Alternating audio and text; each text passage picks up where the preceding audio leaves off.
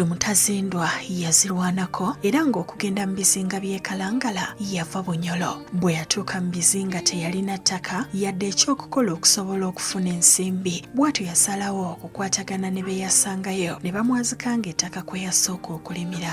Nasooka kulima ku nnyaanya e Kalangala awo mu tawuni maaso ga poliisi awo. Kisawo nafuna omutaka omu namusaba kuninga nti wano nniza kulima ku nnyaanya nanzikiriza okuba yali mukwano gwange.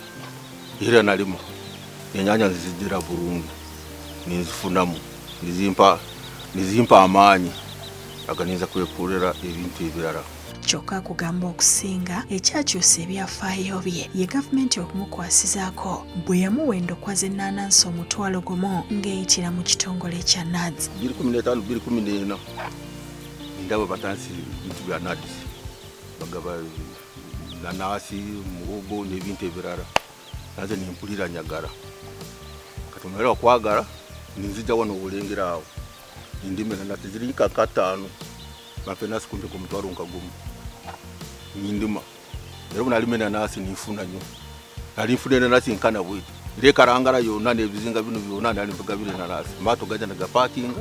Kuno yagattako okugula embuzi 200 nga kati aweza n'entaama 20 olwo n'agula ettaka eriri ku bubwe. Bw'atyo bwe yatandika okutangaaza ebyenfuna bye nga kati afuna ensimbi n'afissaako ne z'atereka kiyite sevingi.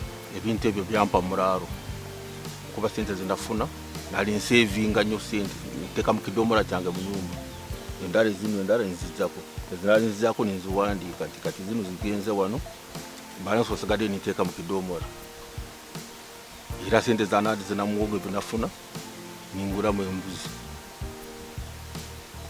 ninguramu ente ninguramu poroti e Kalangala mu tawuni kanso ninzimba. Ng'oggyeko okusobola okusasula ebisale by'abaana be n'okufuuka landiroodi kati aliko abantu baawe emirimu abawerera ddala 40 mu pulojekiti ez'enjawulo z'akwasaganya. Olw'okuba teyasoma kugenda wala Mutazindwa awabula bw'ati. Nyebaza nnyo gavumenti enteekateeka eyakolera ku ddala okulaba nti netuyigiriza okulaba ffe abantu abalala ntwekolera. Kati saawa zino owunde wano nyinimu abakozi 40 n'abayita ne kati abakozi 40 mbasasula mbawa sente kitegeera nafunamu n'abakozi bale balina abaana baabwe nabo bafunamu n'abaana baabo nayina abakazi nabo bafunamu okuba mbasasula sente.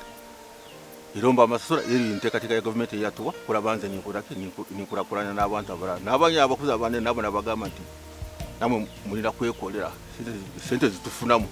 Tumulowooza nnyo nti bali abantu abasomye gwe omuntu n'aba asomye gwe tufaayo nti gwekola ku kyo n'amaanyi go n'entuyoyo ofune bekyonza kukola ki funa.